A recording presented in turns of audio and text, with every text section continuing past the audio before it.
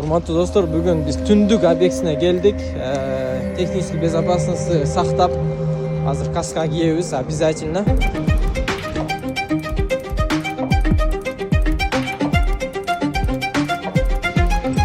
Түндүк объектисине келдик. Түндүк объектисине арматуралар келип түшүптүр. Бул арматуралар деген российский производствода, made in Russia. Арматуранын жөнүндүктөрүн караңыз. Комментарийге жазып кетиңиz, бул канчанчы размердеги арматуралар. Россиядан келиптир, качествосы аябай сонун. По ГОСТу бүт талаптарга жооп берет. Эң кымбат арматуралар ушулар болот.